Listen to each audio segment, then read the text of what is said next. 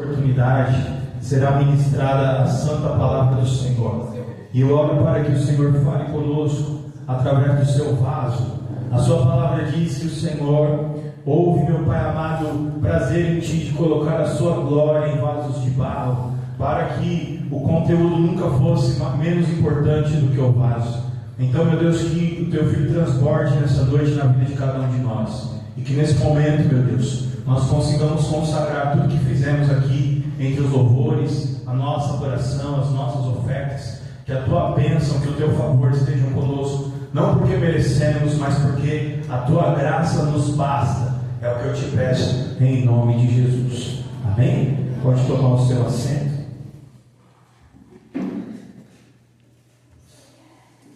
Conforme foi lida a palavra devocional, aos que puderem abram suas Bíblias no livro do profeta Ageu, no capítulo 2. Só que nós vamos ler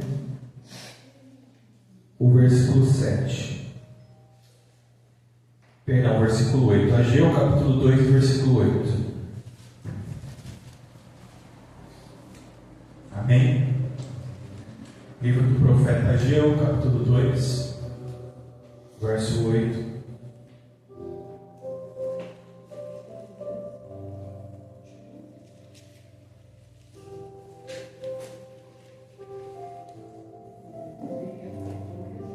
Ageu é um dos profetas menores, fica depois do livro de Abacuque, fica antes de Zacarias. Amém? Capítulo 2, verso 8, que diz: A prata é minha e o ouro é meu, diz o Senhor dos Exércitos. A glória dessa última casa será maior do que a da primeira, diz o Senhor dos Exércitos. E nesse lugar darei a paz, diz o Senhor dos Exércitos. Amém? Escolhi essa palavra para transmitir aos irmãos hoje, porque antes de chegar aqui, durante o dia, essa palavra vinha ao meu coração, e eu pensei que se me fosse dada a oportunidade eu falaria sobre ela. E a irmã trouxe essa palavra como devocional. Então eu entendo que o Espírito queira falar conosco a respeito desse texto. E eu separei o versículo 8 e o versículo 9, para que nós pudéssemos meditar um pouco sobre ele. E o Senhor fala pela boca do profeta Ageu, na primeira pessoa, e ele diz: a prata é minha e o ouro é meu.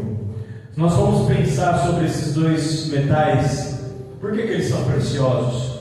Eles têm muitas qualidades, mas a sua preciosidade ela está conectada com a sua raridade. A prata é muito melhor do que o ouro, só que o ouro ele existe numa quantidade menor. Então, quando eu digo que a prata é melhor do que o ouro, ela tem propriedades que vão para além, que a destacam dos outros elementos, dos outros metais.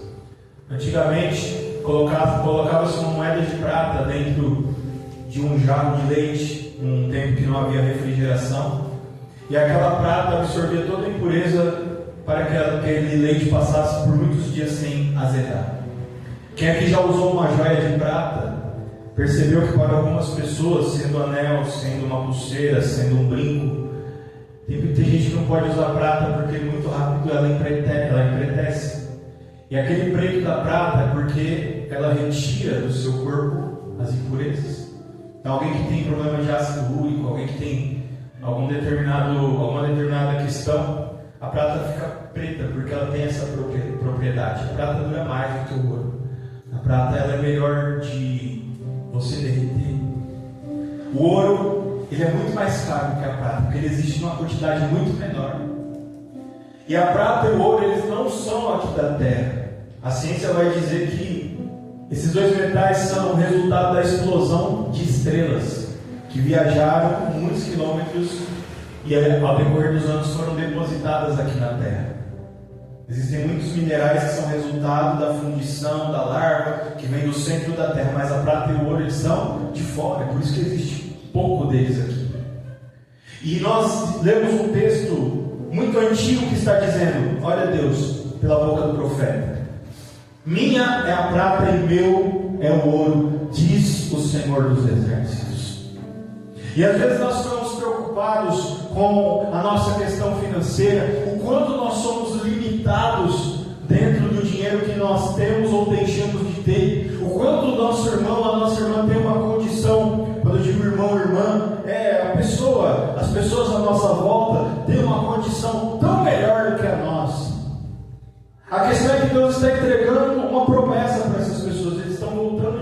cativeiro, o templo do Senhor está destruído e aquelas pessoas estão desanimadas, porque elas não têm condições de reerguer as suas casas, de reerguer os muros, e elas ficam comparando com o tempo do passado, antes do cativeiro, porque antes do cativeiro veio a guerra, aquele país foi destruído, o templo foi destruído, eles ficaram anos fora e agora Deus permite que eles voltem para casa. Só que a casa que Deus permitiu para eles voltar, ela está destruída. E a referência deles é aquele passado de glória. E eles olham e falam: a gente não vai ter condição de sermos como éramos. Vai ser muito difícil. Vai levar muito tempo. E a gente deixa de sentir o sabor da promessa do Senhor quando nós olhamos para a nossa limitação. Quanto a gente é pequeno, quanto a gente não sabe falar, quanto é pouco o nosso dinheiro, quanto são humildes as nossas vestes, quanto é distante o bairro que nós moramos. Talvez o Senhor esteja para ou já tenha lançado uma palavra sobre a sua vida, mas o fato de você olhar para as suas limitações está impedindo de você se alegrar na promessa que o Senhor tem feito para você. Qual que é o único jeito de eu viver a promessa de Deus? Pela fé. A fé faz com que eu sinta a alegria de já viver aquilo que eu ainda não vivi, mas se sair da boca de Deus já é meu. Moisés, quando ele vai liderar o povo no Egito, irmãos, ele tem uma certeza tão grande, porque aquele encontro que ele teve diante daquela sarça, lá no Monte Horebe, fez com que ele tivesse fé. Então, ele olhava aquela multidão de escravos, e ele via um monte de gente livre, ele via um exército cheio de prata, cheio de ouro. Como que aquilo ia acontecer? Ele não sabia, mas Deus já tinha mostrado para ele. E de um dia para o outro os escravos saem do Egito cheio de ouro, cheio de prata. Só que Moisés, meu irmão, a alegria, ele já estava naquela alegria antes de acontecer. E a palavra do Senhor nos revela aqui esta noite que aquele que tiver fé hoje sai do cativeiro, agora, nesse momento, porque a vitória, ela não vai vir quando aquela porta abrir, quando aquele bem material chegar, quando aquela cura chegar. Não, a vitória é para o crente, para o povo de Deus, para a mulher que tem fé, para o homem que tem fé. Ela chega no momento em que a fé se apresenta. Glória a Deus, porque a fé é o firme fundamento das coisas que não se veem, e ela é a certeza das coisas que se esperam. Então saiu algo da boca de Deus ao meu respeito. Então a alegria de viver isso, ela já está aqui. O anjo entrega uma palavra para Abraão: você vai ter um filho, 100 e tantos anos de idade, Sara 90. Os dois dão risada, a palavra diz. Só que Sara ri de deboche, Abraão ri de alegria.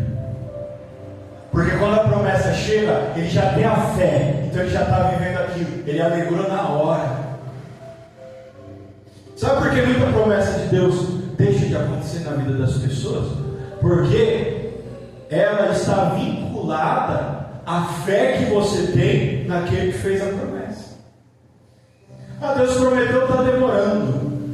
Veja que tudo que Deus tinha para fazer já está pronto. Você captou isso aqui? Então repita comigo: tudo que Deus tem para fazer já está pronto. Oh, glória a Deus. Então por que ainda não chegou? Porque você não está pronto para receber. Deus não precisa fabricar nada, Deus não precisa mover nada, porque para Deus o futuro, o passado e o presente são a mesma coisa. Então, na hora que Deus fizer assim, acontece. Então, por que não aconteceu na minha vida? Porque eu não estou pronto. E como que eu fico pronto? Quando eu tenho fé. Não é que eu vou fazer um curso, que eu vou fazer isso, que eu vou viajar. Não! O que é se preparar? É ter fé. Moisés falou: Senhor, você vai me dar, eu já sei que você vai me dar. Mas não sei falar, fica tranquilo, eu vou dar alguém para falar por você. Senhor, mas eles não vão acreditar, eles vão perguntando o nome do Deus a quem eu estou indo. E aí Deus olha para ele e fala: você vai falar o nome, eu serei o que serei. Ai, olha como a alegria veio. Então ele desce daquele monte diferente do jeito que ele subiu. E quem vai determinar se você chega na sua casa hoje diferente do jeito que você saiu de lá, é se você tem ou não fé naquilo que saiu ou vai sair da boca de Deus para a sua vida hoje. Aleluia. E aí Deus fala para essas pessoas: ei, se levantem, tenham ânimo e comecem pela minha casa. Olha Deus dando a estratégia da vitória. Mas você percebeu que quem não tem fé não tem nada a ver com aquilo que Deus está falando? Deus está falando e a pessoa está assim: eu já tentei de tudo. Gente que não tem fé tem uma única característica. Sabe qual que é a característica daquele que não tem fé? Eu estou fazendo tudo certo e Deus não é Deus o suficiente para fazer o que Ele prometeu na minha vida. Eu estou certo. Eu já fiz tudo o que eu podia fazer. Aquele que tem fé não. Aquele que tem fé, ele chega diante do altar e ele fala assim: fala, porque o teu servo ouve. O que eu preciso fazer para colocar minhas mãos nessa vitória? O que eu preciso consertar? Com quem eu tenho que me consertar? Aonde eu tenho que descer? Eu vou ter que pedir perdão se eu estar errado. Eu vou ter que trabalhar mais do que todo mundo. Eu vou ter que aguentar as pessoas rindo de mim. O que eu tenho que fazer? Não importa, sabe por quê? Porque eu não tenho nada a perder. É derrota, eu já sou um derrotado. Eu já nasci num mundo que jaz no maligno. Aquilo que Deus der para mim é lucro, eu não tenho nada. Meu irmão, você não tem nada a perder. Esse povo já está voltando para uma terra destruída. Não tem nada lá para eles. E aí Deus faz uma proposta: reconstrói a tua vida, mas começa pela minha casa. E aí ele faz uma promessa, sabe por quê? Só para quem tem fé: a glória da segunda casa será ainda maior do que a da primeira, e nesse lugar eu darei a paz, diz o Senhor dos Exércitos. As palmas são para Jesus. Pastor Márcio.